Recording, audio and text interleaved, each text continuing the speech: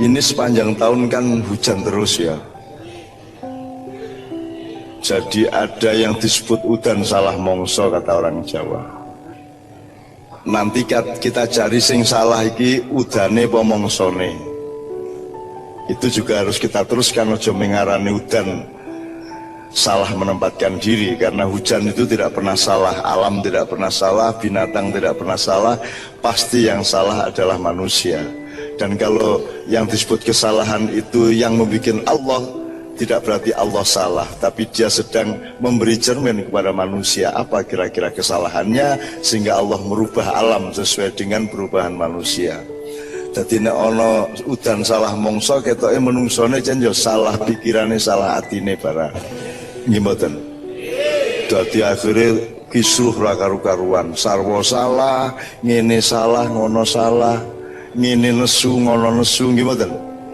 Ora karu-karuan. Jadi ternyata ada sesuatu yang tidak pada tempatnya. Ada sesuatu yang turun tidak pada waktunya dan seterusnya ya. Jadi kesimpulannya kita lihat satu persatu. Berarti ada yang tidak seimbang, ada yang tidak berdiri tegak ya. Jadi kata iki sing arep demo ya rada miring, sing polisine ana miringe sithik. Jadi kedua-duanya ini, presidennya ya miring banget. Pokoknya ada posisi tidak tegak. Pertama pada pikiran manusia, ada ketidakseimbangan berpikir, dan ada ketidakadilan di dalam kalbunya. Ada yang memperjuangkan kebenaran dengan kebencian. Ada yang dipersatukan tidak oleh iman atau cinta, tapi dipersatukan oleh kebencian kepada seseorang, dan seterusnya dan seterusnya. Pokoknya ada yang harus kita bereskan dari kehidupan manusia. Ada yang harus kita tepatkan kembali, kita bikin simetris lagi kepada Allah ini. Kayaknya kita ini agak miring-miring nih sama Allah. Allah itu maksudnya nilai-nilai dasarnya Allah. Ini panggung didirikan karena dia bisa berdiri karena dia taat kepada Allah. Bisa memahami? Iki nek cagai miring sithik ambruk. Karena ada hukum gravitasi. Hukum gravitasi milik siapa? Yang bikin siapa? Dan itu tidak bisa kita langgar. Kalau kita melanggar hukum Allah, kita pasti akan hancur. Listrik ini bisa menyala karena taat kepada mekanisme pengelolaan arus positif dan negatif sehingga bisa menjadi cahaya. Di Indonesia positif negatif konslet terus, betul enggak? Gimana? Positif karo positif konslet. Apa meneh negatif karo negatif. Ireng karo putih perang terus, padahal jane ireng kira ono. Coba Anda yang orang desain, coba belajar, adakah warna hitam di dalam ilmu warna? Tidak ada warna hitam. Perpaduan semua warna adalah putih. Hitam itu tidak ada, hitam itu bukan warna. Hitam adalah ketika putih dan semua cahaya pecahannya tidak bertemu dengan cahaya, itulah hitam.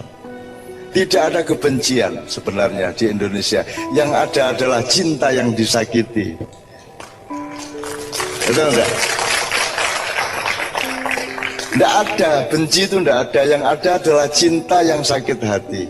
Nah sekarang kita cari siapa yang menyakiti ini. Nah kalau ngomongnya itu rohania, cinta tiangnya. Tapi kalau kita ngomong ilmu, tiangnya adalah keadilan. Kalau ada ketidakseimbangan dalam kehidupan, berarti ada yang tidak adil, ada yang menyikapi yang lain secara tidak adil, ada yang dizalimi dan ada yang menzalimi. Maka hari ini kita dikasih tiang di depan panggung, ya, dikasih tiang. Untuk apa? Untuk ingat bahwa kita harus jelas ini tiang pancang utama hidupnya manusia itu apa.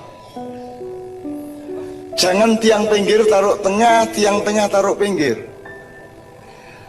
Kalau PDIP punya calon menjadi presiden, maka presiden PDIP itu tidak boleh lagi berbuat untuk PDIP. Dia harus berbuat untuk seluruh rakyat Indonesia. Betul? Begitu Anda menjadi pejabat Indonesia, tiangmu adalah NKRI, tiangmu adalah nasionalisme Indonesia. Kamu tidak boleh jadi petugas partai. Orang yang menyebut Jokowi sebagai petugas partai adalah orang yang tidak memahami kehidupan bernegara.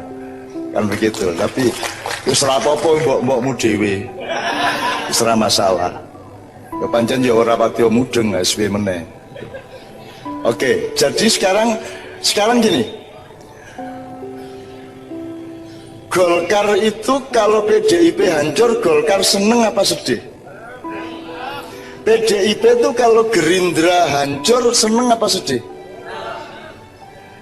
Dan semua pihak seneng kalau pihak yang lainnya hancur. Itulah Indonesia sekarang. Betul enggak? Betul enggak? Katanya Indonesia, katanya kalau dalam hadis Nabi namanya kal jasadil wahid yasuddu ba'duhum ba'du. Orang satu negara, orang satu keluarga, satu umat itu seperti satu badan. Ya, yang kohesinya tarik menarik satu sama lain dan saling menguatkan satu sama lain. Kalau kaki terantuk batu merasa sakit, siapakah yang berteriak? Pernah kakinya sendiri yang berteriak? Yang berteriak mulutnya. Tapi kita di Indonesia tidak menyatu tapi saling menyakiti dan mensyukuri keburukan orang yang lain satu sama lain. Malam hari ini kita sudah diberi tiang oleh Allah. Entah bagaimana takdirnya yang tadi sehingga tiang ada di sini. Tapi ini berarti pelajaran yang luar biasa. Tiang ini bukan partai. Partai itu, parpol itu tiang di samping-samping. NU Muhammadiyah tiang di samping-samping, tapi tiang tengahnya adalah nasionalisme negara kesatuan Republik Indonesia. Jadi carane mikir ngono kuwi. Nek kowe iki wis Indonesia, ya Indonesia nomor siji. Dudu kepentingan golonganmu, dudu kepentingan kariermu, dudu kepentingan umatmu.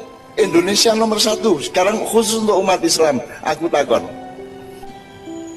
Lebih dulu mana Anda lahir atau Islam lahir? Yang saya tanya bukan di dunia, bukan dalam sejarah, tapi pada dirimu. Itu duluan mana kamu lahir atau Islam lahir? Sampean sik lahir lagi Islam apa Islam sik lahir lagi sampean?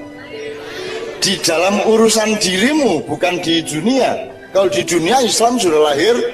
Begitu Allah menciptakan Nur Muhammad, Islam lahir.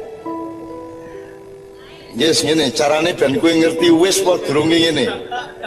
Nyun sewu Pak nyilih iki ya. Iki apa kira? Botol berisi air. Oke.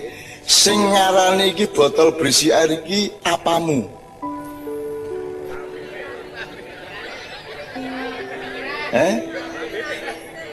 Aku takon, ini harus jelas. Kan manusia punya badan, di badan ada 4 faktor. 1 syahwat, 2 perut, 3 hati, 4 akal pikiran. Sing ngomong iki botol berisi air iki pikirane, opo atine, opo wetenge, opo ngisore weteng. Pikirane. Pikiran atau akal ini yang membuat manusia bukan binatang. Yang membuat manusia bukan hewan. Yang membuat manusia bukan makhluk yang lainnya. Ciri utamanya dia punya akal. Sekarang nek kowe ora percaya sing ngomong pikiranmu iki, kowe goloke kucing apa wedhus, takonono, "Dus iki apa jenenge?" Bisa jawab ora? Apa sebabnya? Dia tidak punya pikiran. Jadi ada tidaknya sesuatu itu karena pikiranmu mengetahuinya, betul enggak? Begitu pikiranmu tidak tahu, dia tidak ada. Benar? Benar lah. Oke. Kue waktu bayi lahir ning Boyolali wis ngerti Islam. Jadi urung ana Islam to dalam hidupmu. Engko kowe bribik-bribik mulai iso mlaku, mulai kenal krungu-krungu wong adzan, wong ngaji, mulai diajari sholat, baru mulai kenal Islam, nanti mulai agak remaja baru sadar oh kuwi Islam. Iya tak? Jadi sebenarnya menurut saya rumahmu di dunia ini di mana? Di Islam apa di dunia? Omahmu dunia. Dunia maksudmu bulan apa srengenge apa bumi? Maksudmu bumi iki sing Amerika apa Eropa apa? Maksudmu Indonesia iki Sumbawa apa Papua apa? Boyolali, Boyolali. Oke?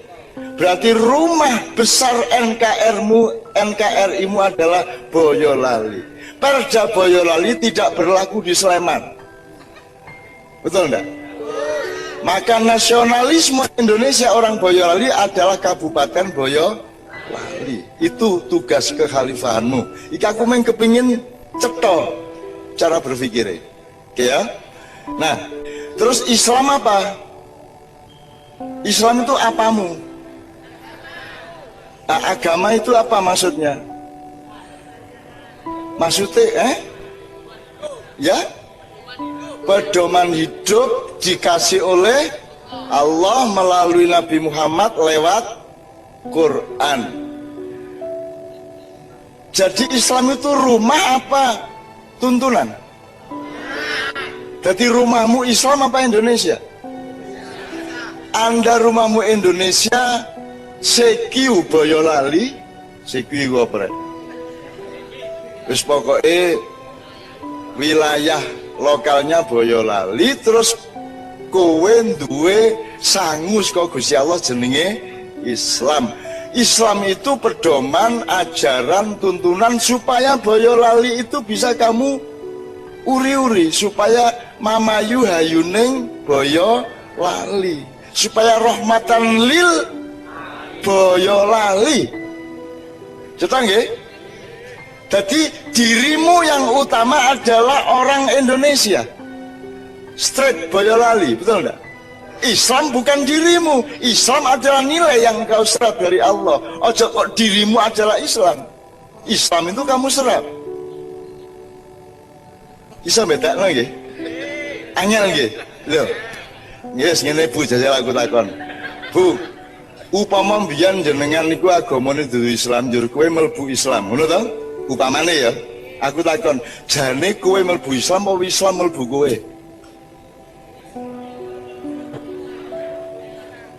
Kowe mlebu Islam apa Islam mlebu kowe? Ya, jadi ini tergantung caramu ndelok. Ya ora? Nek kowe masuk menjadi bagian dari masyarakat Islam berarti kowe mlebu Islam. Ning nek Islam menjadi bagian dari kesadaran dan cintamu, maka Islam masuk kowe. Jadi karo-karone bener. Kayak benek iki lho. Dilebokke malah metu. Jadi aku takon iki ning njaba apa ning jero? Jelas ning njaba to? Jare mau kok lebokke. Lah kok metu? Mesti wae mergo dilebokke njur. Oh, seneng banget iki. Wah. Seneng banget. Aku orang ngomong Indonesia, aku orang ngomong Islam, aku ki ngelatih ben kene mugi seimbang. Mengono kuwi tok. Kalau Anda sudah seimbang pikiran dan hatinya, nanti ngelakoni apa wae, ngalami apa wae, kowe tetep istiqomah, dedek, madep, mantep, gitu ya. Oke, terakhir aku pertanyaan nih. Nek aku ngomong syariat Allah gitu, syariat Allah, sampai ingat apa? Undang-undang lah yo, syariat itu undang-undang. Mosok nek aku ngomong PT terus eling apa ayam, lah yo padha PT karo ayam. Syariat Allah aku minta 3 kata. Salat, akhlak, Bapak. Rukun Islam, sip. Ono meneh? Nah, di sini nih tampak kegagalan pendidikan pengetahuan Islam selama 14 abad. Lha ya apa? Kita kan syariat syariat Allah itu bahwa daun itu nanti mengering, itu syariat Allah. Air itu, hujan itu turun ke bawah. Kenapa kok turun ke bawah? Kok udan kok ora dolan rono-rono? Kok mudun sebabnya apa? Gravitasi. Nah, gravitasi adalah salah satu syariat Allah. Maka kita harus taat kepada gravitasi. Kalau kamu taat sama gravitasi, kamu taat kepada Allah. Mulanya nek ngidu aja ndangak. Jajal, ayo jajal. Coba. Oke, nyun sewu. Wes, muga-muga ini jadi syariat Allah itu apa saja yang berlangsung di alam semesta, yang hukum-hukumnya pasti. Bahwa setiap pohon pasti mencari cahaya matahari. Misalnya, bahwa kalau air selalu mengalir ke tempat yang lebih rendah atau yang kosong, maka apakah banjir itu salah? Lah kok kon nyebut bencana? Wah ini bencana ini, apa banjir? Apakah air yang mengalir itu bencana? Bukan. Apalagi bilang bencana alam-alam, tidak bisa bilang bencana. Jadi jadi bahasa Indonesia ini salah kabeh. Oke banget sing salah. Kok bencana alam piye? Banyune ya mengalir ngono tok. Nggih mboten?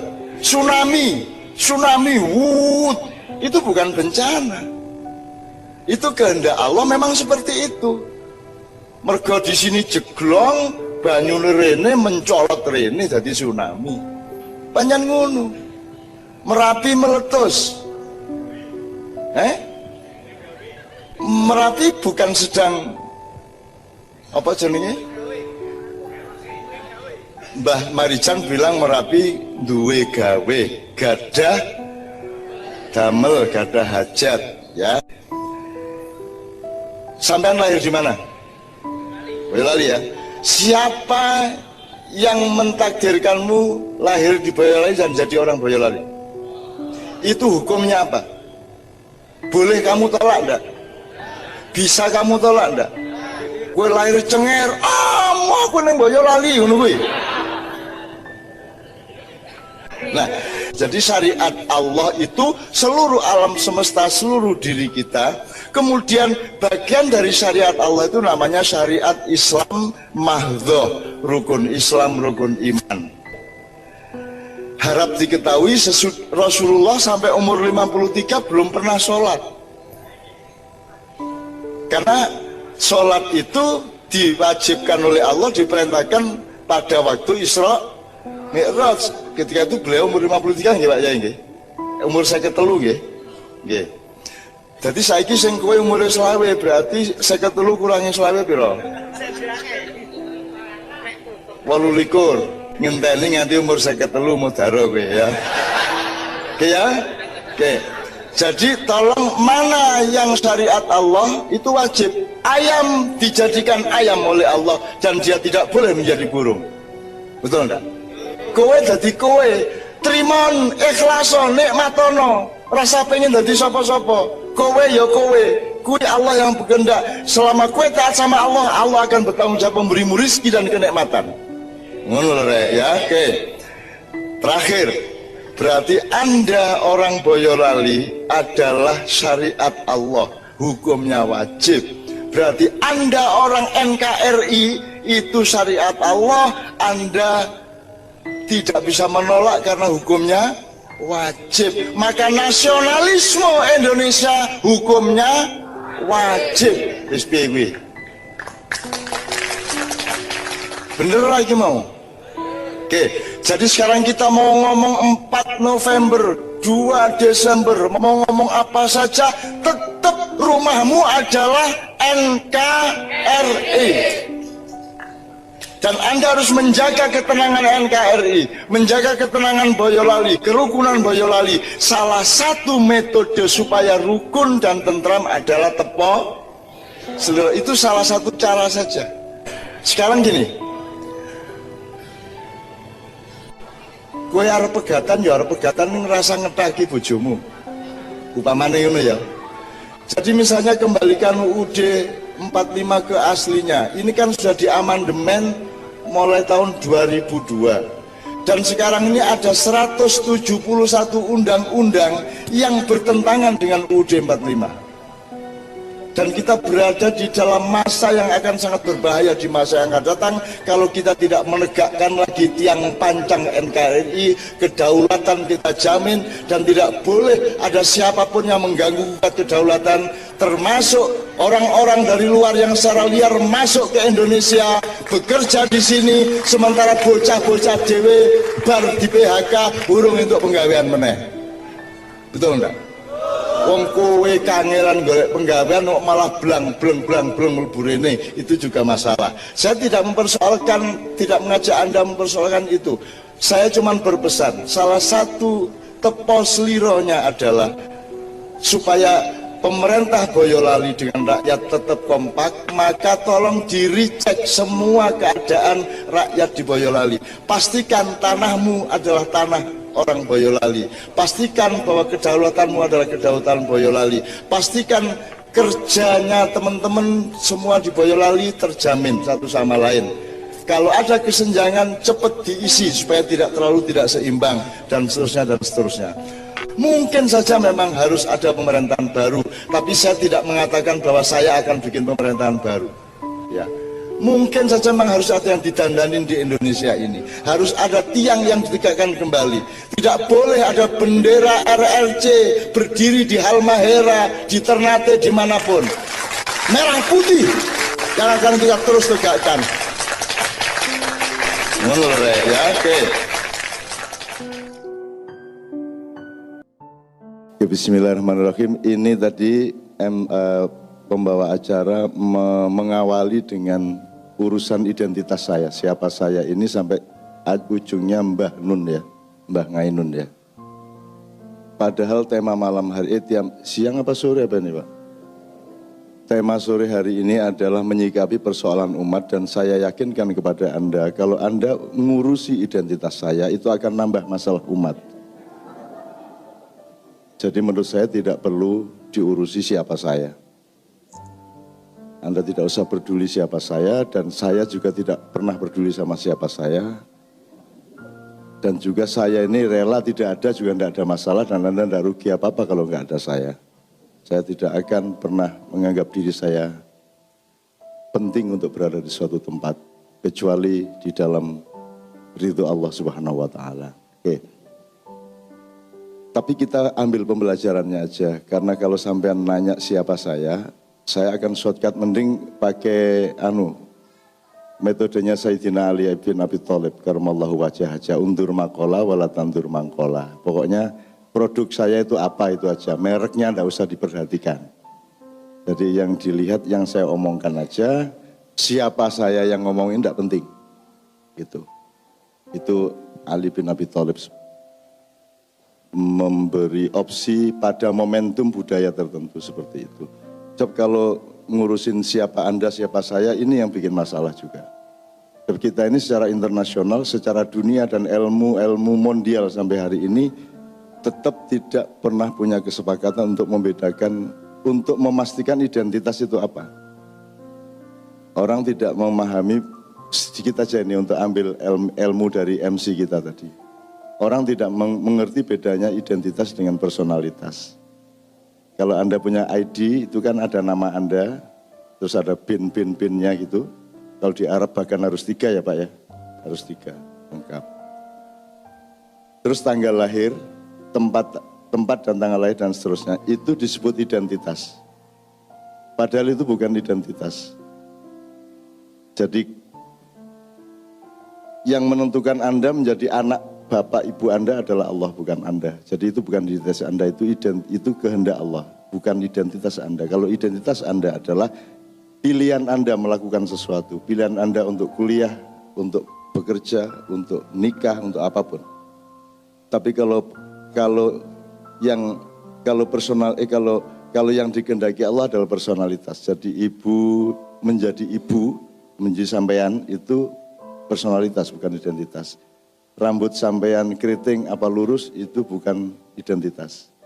Hidungnya mancung atau tidak mancung itu bukan identitas, itu personalitas. Nah, orang sekarang tidak serius mempelajari itu sehingga akhirnya dia hanya ngurusin identitas dan akhirnya kehilangan personalitas. Sehingga ketika identitasnya pensiun, dia kehilangan dirinya dan mencari-cari dirinya habis-habisan. Karena dia tidak pernah ngurusin personalitas dirinya. Personalitas itu adalah yang tertulis di Lauhil Mahfuz. Sebab nanti Anda tidak ditanya sama sekali mengenai identitas Anda. Tidak ada pertanyaan malaikat mengenai KBRI di Amerika Serikat atau di Panama atau di mana. Tidak ada. Tidak ada pertanyaan Allah mengenai masjid. Imam Center atau masjid Al-Hikmah atau masjid Al-Falah dan lain sebagainya. Tidak ada pertanyaan tentang itu. Juga tidak ada pertanyaan tentang PKB Republik Indonesia. Tidak ada. Yang ada adalah what did you do? Apa yang kau lakukan? Bahkan tidak ada pertanyaan mengenai keluarga. Itu jadi menurut saya hidup itu yang nomor satu adalah menemukan kembali, meneliti kembali siapa dirimu di dalam yang direncanakan oleh Allah. Itu kalau saya. Jadi ada diri sejati, ada diri budaya. Gampangnya gitu. Kalau diri sejati adalah yang Allah kehendaki atas engkau. Diri budaya adalah yang engkau upayakan atas engkau. Ada diri hakiki, ada diri adabi. Adabi itu diri yang direkayasa oleh dirinya itu sendiri, oleh manusianya sendiri. Ada diri hakiki dari Allah dan ada diri ijtihadi. Dirimu yang engkau ijtihadi, yang engkau perjuangkan. Dari tidak bisa menjadi bisa, dari tidak sekolah menjadi sekolah, dari bukan siapa-siapa menjadi siapa-siapa secara budaya dan seterusnya. Nah, itu yang selama ini tidak pernah dikerjakan oleh manusia sehingga semua mempertengkarkan identitas dan semua energi hidupnya habis untuk ngurusin identitasnya.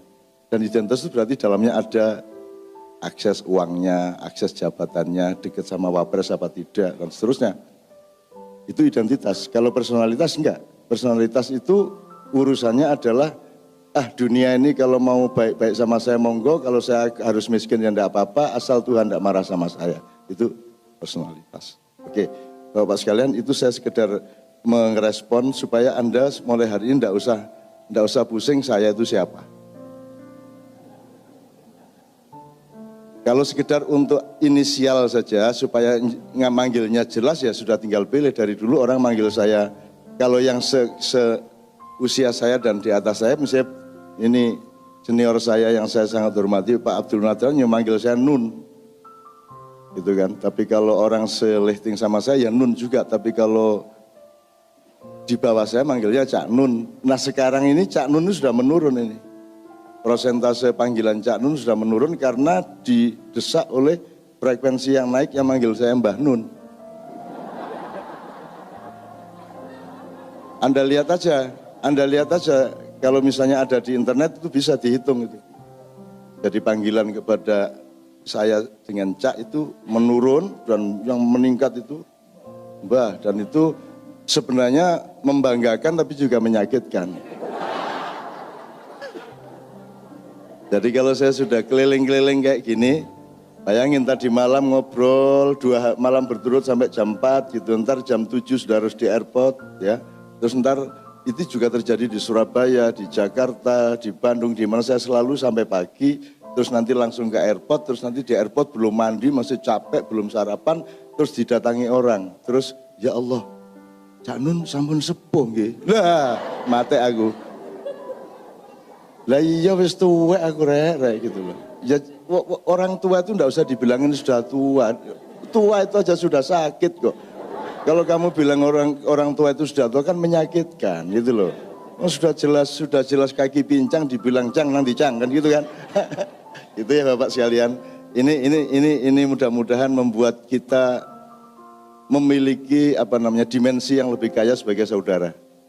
Nggak enak dong kalau bersaudara nggak ada guyonnya, nggak ada mesranya, nggak ada nggarap-nggarapnya gitu ya.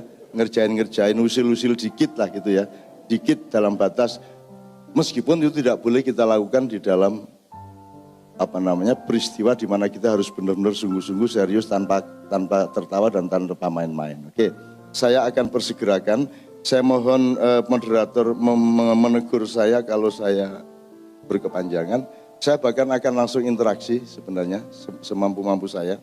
Jadi saya itu tanya, ini menyikapi persoalan umat ini ada masalah apa umat ini? Saya kok enggak ngelihat ada masalah sih.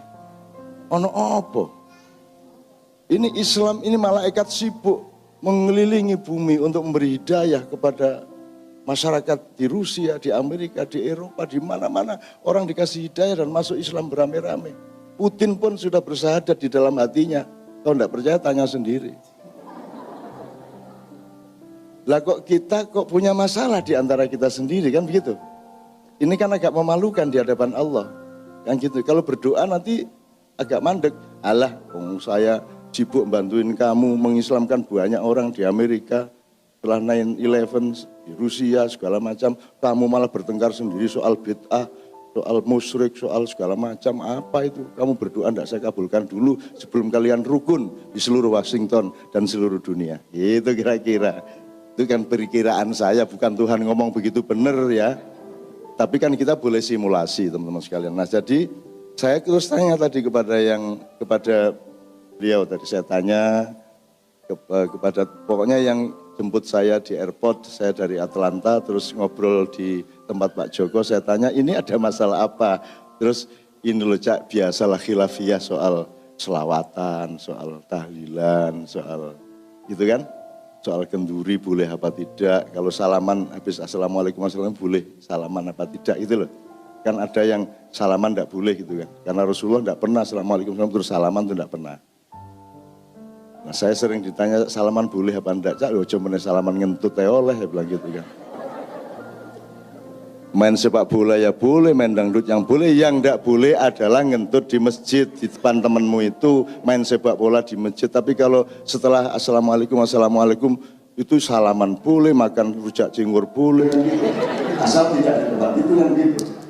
Ya, jadi ini kita cari masalahnya bersama-sama. Menurut saya ini berpanjang, terlalu bertele-tele masalahnya. Di Indonesia juga terlalu bertele-tele. Asal-usulnya sebenarnya ada sentimen-sentimen kepentingan ekonomi dan politik antara Saudi, Israel, USA dengan Iran. Asal-usulnya. Sehingga kemudian ada rekayasa-rekayasa yang antara lain melalui cara berpikir Islam, melalui pandangan-pandangan, kemudian tersebar sengaja maupun tidak sengaja sampai ke Indonesia, sehingga ada multipolarisasi pandangan yang kadang-kadang sangat ekstrim perbedaannya di antara muslim dengan muslim sendiri. Dan itu kemudian langsung yang muncul bukan pemikirannya tapi identitasnya. Ya. Jadi yang muncul itu Syiah apa Sunni gitu kan, Islam liberal apa Islam radikal kan gitu kan, yang muncul itu mereknya gitu. Nah saya itu kan ada di semua merek, saya dalam daftar kafir ada. Ada saya termasuk, jadi tokoh-tokoh kafir Indonesia itu saya ada. Ada, dan saya kalau ketemu orangnya saya goblok-goblokan. Kok kamu baru tahu sekarang? Udah dari dulu saya kafir ya. Terus biyen aku ini nemen kafir. Nah kok kamu baru tahu sekarang, berarti kamu itu kuper kamu itu. Gitu. Saya juga Syiah, dituduh Syiah. Saya juga seolah-olah saya ini bagian dari Islam Nusantara yang kemarin lahir itu. Gitu. Terus, jadi sekarang saya takut ngomong Nusantara. Padahal dari dulu saya tuh ngomong Nusantara untuk romantisme ke Indonesia. Itu saya pakai Nusantara. Ketika saya harus menjelaskan bahwa ini Yunani kuno sama Mesir kuno ini bekerja sama untuk mengubur Nusantara kuno. Sehingga sejarah yang Anda pahami mengenai leluhur Anda itu tidak ada bahannya. Karena yang mendominasi dunia adalah Yunani kuno. Begitulah orang main drama, begitulah orang bersekolah. Anda harus pakai Anglo-Saxon, Anda harus pakai English language, dan seterusnya. Pokoknya itu ada dominasi Yunani kuno. Terus Nusantara kuno hilang. Dan disembunyikan supaya Anda tidak pernah kenal siapa diri Anda, supaya Anda tidak menghormati leluhur-leluhur Anda. Itu kira-kira. Nah, dalam situasi-situasi seperti itu saya sering ngomong Nusantara. Lah sekarang saya tidak berani ngomong Nusantara, sebab kalau saya ngomong Nusantara, dia sangka saya anak buahnya Said Akil. Angel di Indonesia ini. Ngomong ini salah, ngomong ngono salah. Soalnya semua kata sudah direkrut oleh identitas-identitas kelompok-kelompok Pak. Semua kata. Yang belum cuma Allah sama Rasulullah dok.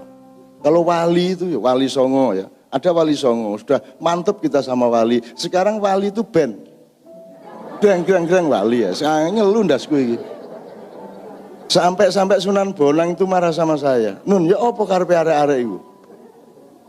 Saya itu nguji Raden Syahid terus dari Sunan Kalijogo itu saya uji untuk mendapat karomah dari Allah supaya lulus menjadi wali itu 1 tahun. Dia saya suruh berdiri di pinggir sungai menjaga tongkat. Maka kemudian disebut Sunan Kalijogo. Itu 1 tahun. Jadi berat jadi wali.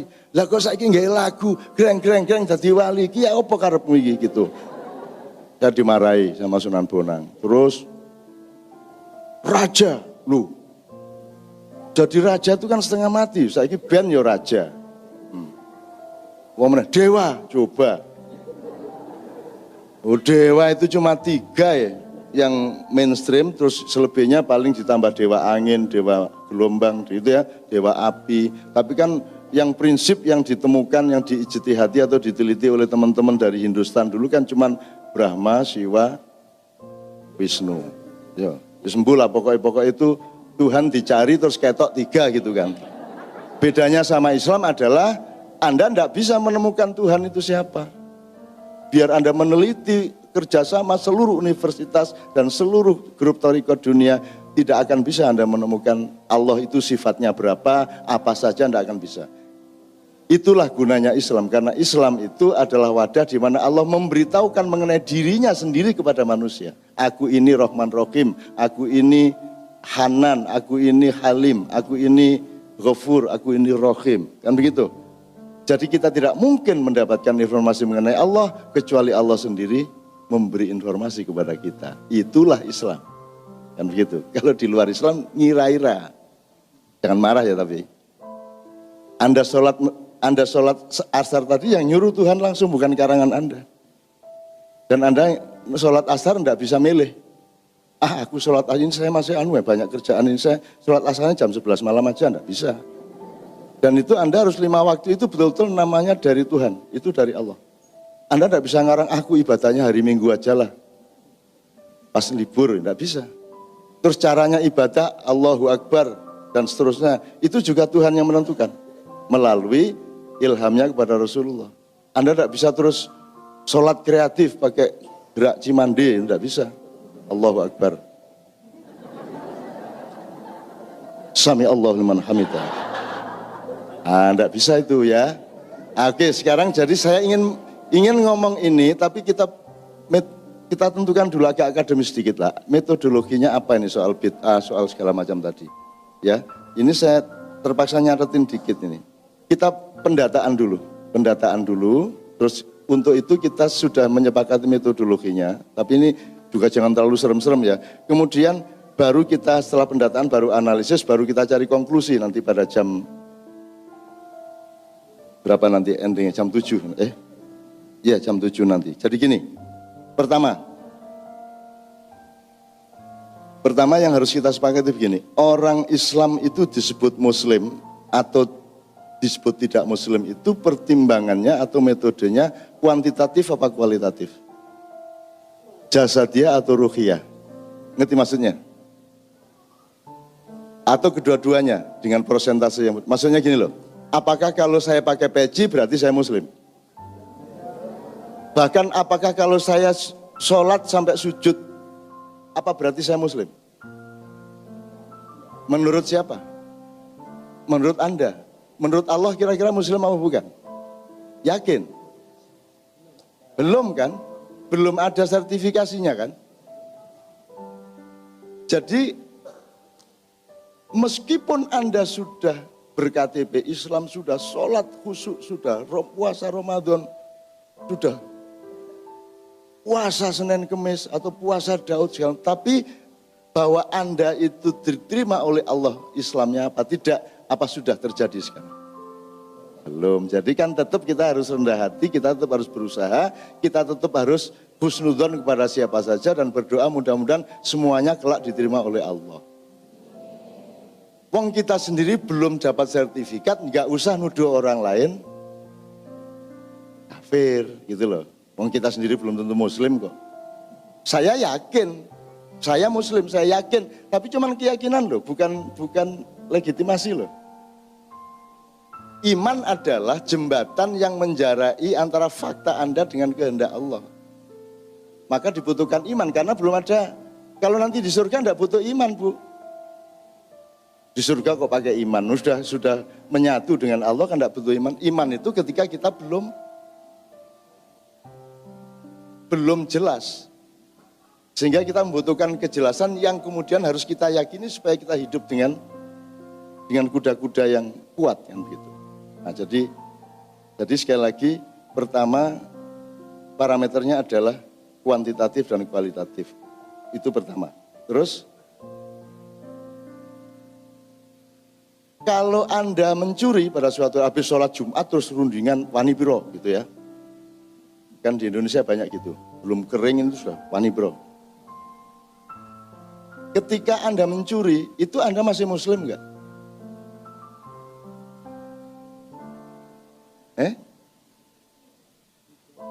Ketika Anda mencuri itu kita masih Muslim enggak? Atau maka kita harus rendah hati satu sama lain. Situ bilang masih, situ bilang tidak. Coba lah, nyeneng no tau iki. Oke gini aja, peristiwa mencuri itu peristiwa Islam apa peristiwa kufur? Kufur. Nah, pelakunya kafir apa Muslim?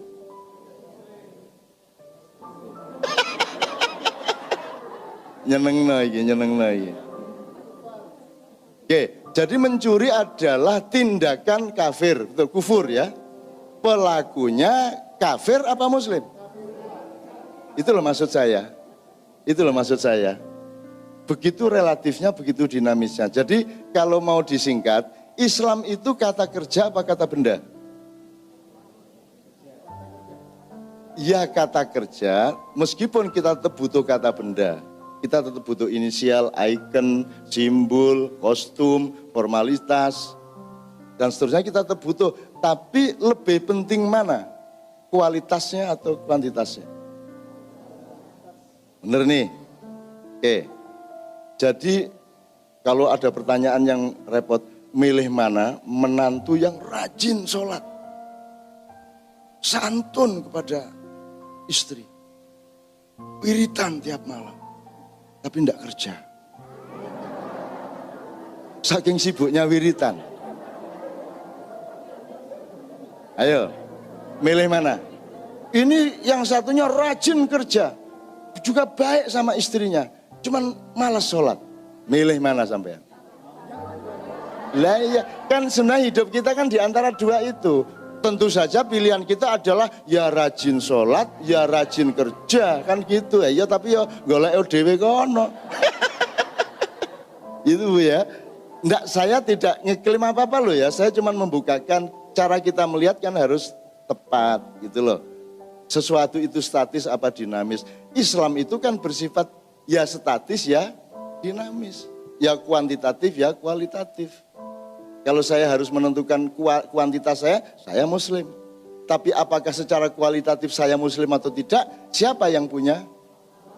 Nah, jadi siapa yang punya otoritas untuk menyebut kamu itu berlaku haram apa bid'ah apa halal? Boleh nggak saya bilang bid'ah kamu? Boleh? Boleh? Oke. Kafir kamu?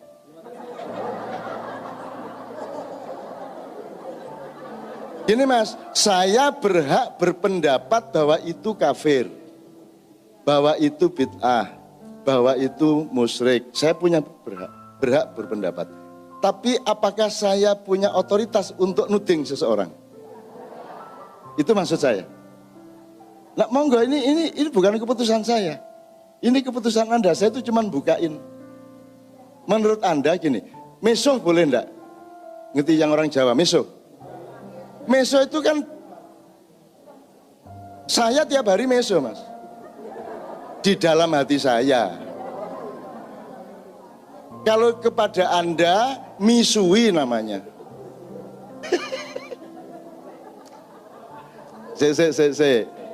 Ini saya ingin aplikasi sehari-hari aja. Allah mengatakan kalau engkau punya niat baik, belum engkau lakukan pun sudah mendapat pahala, betul enggak? Tapi kalau engkau berniat jahat sebelum engkau melakukannya, kamu tidak berdosa. Jadi aku bendino meso mas, ndek njero atiku. Ya cuk, opel. Ya, tapi saya tidak pernah nuding orang. Saya tidak pernah nuding orang. Sebab kalau nuding orang namanya bukan miso, tapi misui. Tanya yang orang Surabaya, ya. Misui. Misui itu peristiwa sosial. Kalau miso peristiwa individu. Karena ada di dalam diri saya sendiri. Sama dengan jangan marah kepada anak dengan unsur amarah. Marahlah tapi tanpa amarah. Karena marah kepada anak itu harus tepat di saat dimana dia membutuhkan dimarahi demi pendidikan. Tapi kebanyakan orang tua marah karena dia emosional dan memang marah kepada anaknya. Itu bukan marah edukatif, itu amarah. Itu amarah, itu nafsu namanya, kan gitu. Oke.